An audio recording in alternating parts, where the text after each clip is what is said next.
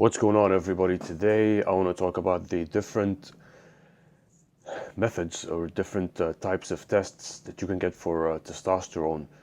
And a lot of people don't know that when you go get a testosterone test, there's a multitude of different types of testosterone tests that you can get.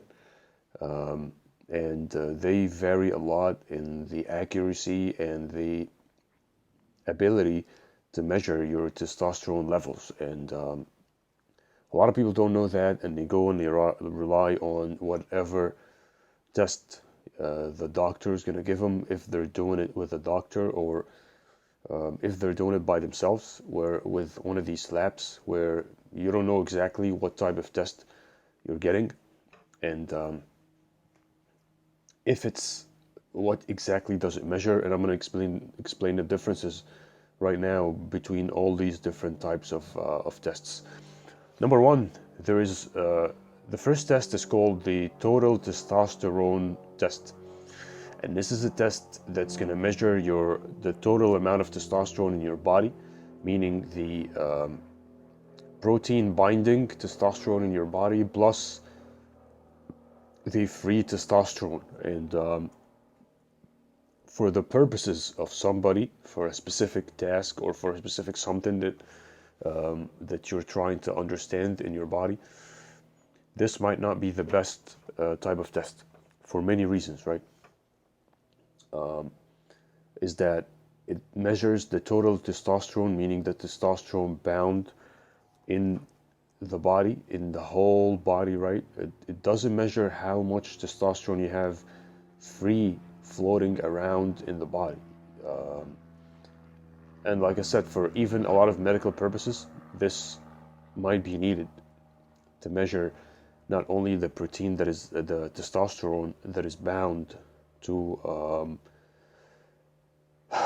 protein in the body, but the free testosterone, okay, and this is the second type of test, which is the free testosterone in your body, which is a very small percentage of the total testosterone, but yet very effective in showing a lot of things and giving you a lot of insight about your body and specifics of testosterone in your body. The free testosterone test is something that is not included in the total testosterone, okay? So this is something that you're gonna have to check for to ask the doctor to do for you, right? Meaning you're gonna have to ask basically for two tests.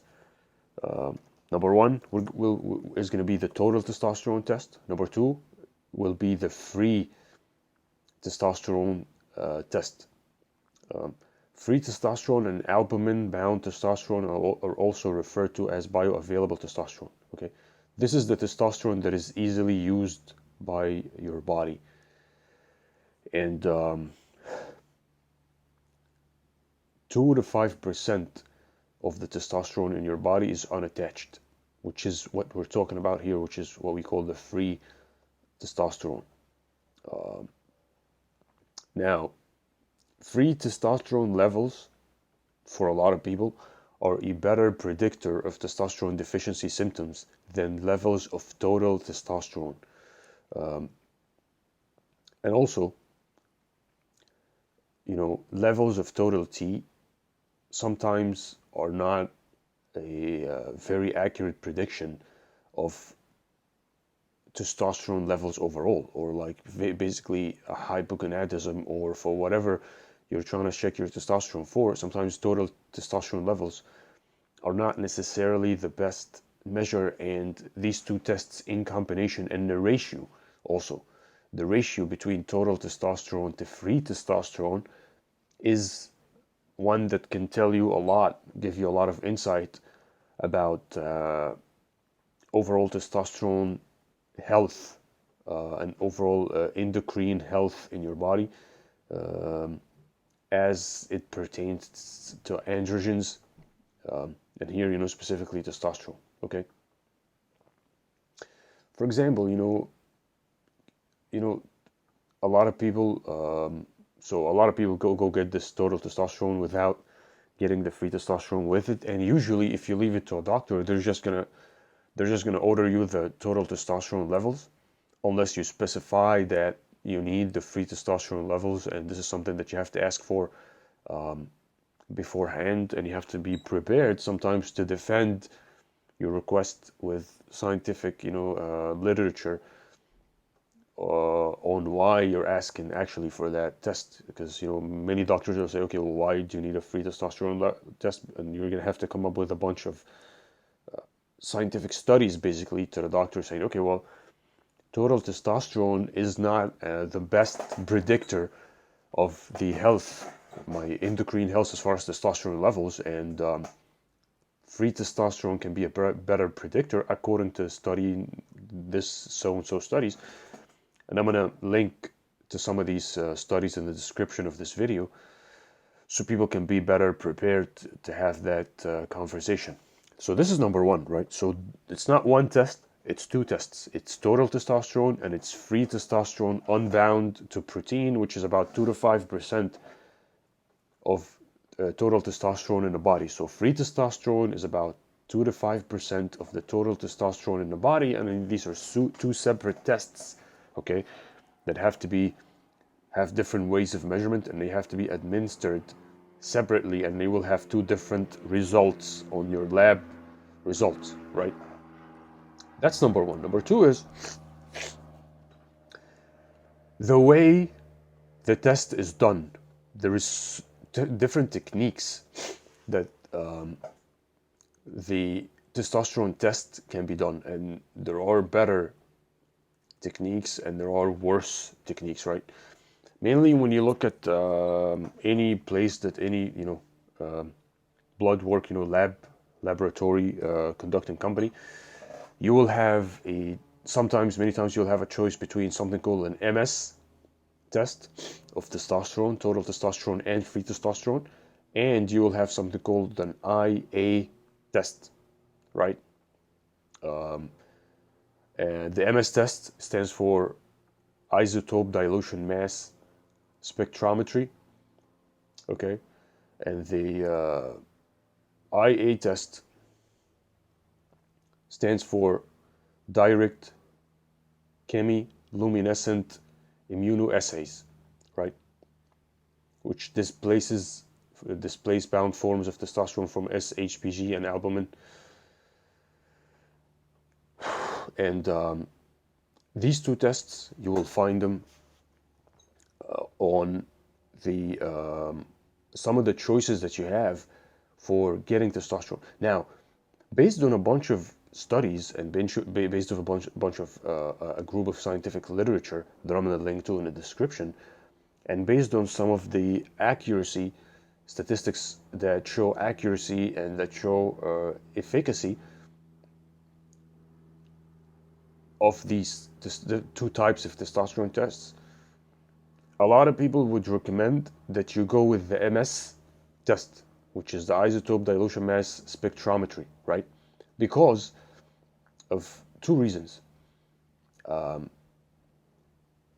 one, the cons of an IA test is it has insufficient analytical sensitivity and imprecision at low concentration, which is if you're trying to test for a low levels of testosterone in the first place, or if you're trying to protect against the probability that the testosterone test might have low results, and you're trying to have the most accurate probability of predicting the testosterone levels, then the IA test will be worse than the MS test when it comes to testing for that specific low testosterone levels, right? Number two is, testosterone IA values were usually lower than those obtained by the some of the MS testing techniques for testosterone, and this is another issue, right? And I have there's a website down below that links for different categories of how medical professionals might use to decide which test to administer to people. And I'm going to put that same site in, link in the description. But basically, these are some of the drawbacks of the IA test, and why the MS test, might be more effective in giving a more accurate value of testosterone levels on the dimension of total testosterone, but also in when talking about free testosterone as well, right? Like we said, there's two tests: total testosterone and free testosterone. And there's multiple ways to test for those two tests. There is the IA way, and there's the MS way, and there's another way, or a couple of other ways that we're not going to talk about in this video that are also derivatives of the MS way. But now we're covering the main two ways that will probably be available to normal people trying to get blood labs,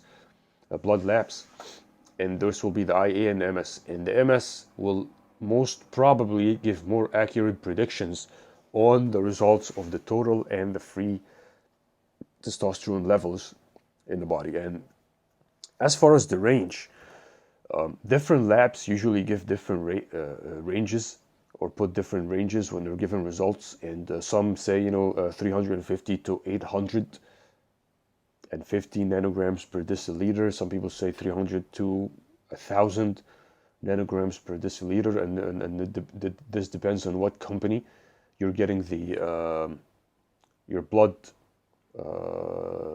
labs done with.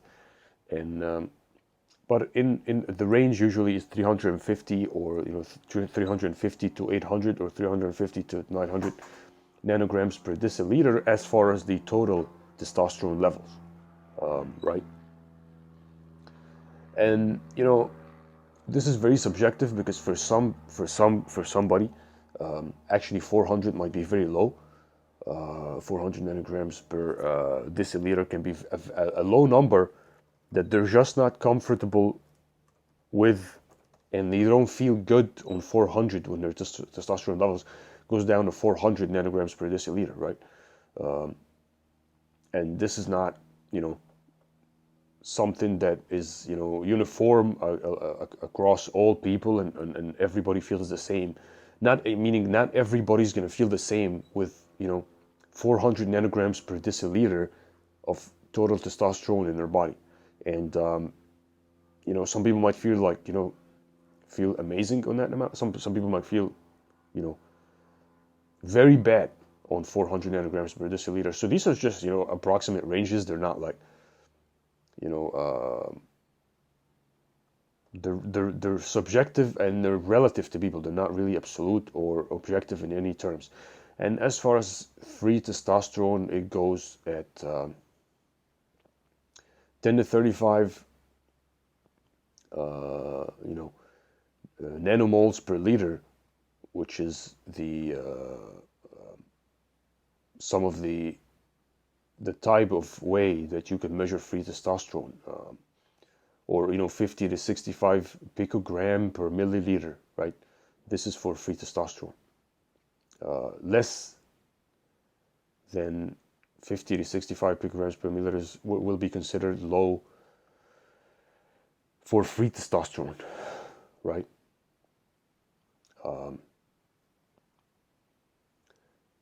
And the thing is, some people also, what they will do is they're gonna ask for a total testosterone test, total testosterone level test, and if the nanograms per deciliter amount on the total testosterone is suboptimal, meaning low, they will ask then for a bunch of other tests. It might be the free testosterone, or it might be the other way of measuring that we talked about, of measuring the total testosterone and free testosterone in the body, which is the MS testing method. For free testosterone, it's usually like, sometimes they put the range as 35 to 155 picograms per milliliter, right? So less than, some people say, well, less than 50 to 65 is it's actually not very optimal, it's not very good. Okay, so these are, the main points to keep in mind when administering a testosterone test. Number one is, if you can and you should, order two tests, the total testosterone and the free testosterone, so you can have both numbers, and also so you can have the ratio between total the free testosterone in the body. The second point is to get the MS, or what is recommended for more accuracy is to get the MS method of measuring testosterone and not the IA for better accuracy and better results. That being said, if you guys have any comments about the testosterone testing methods, or if somebody had any experiences or helpful experiences or something to teach us about testosterone methods of measuring testosterone, please put it in the comments.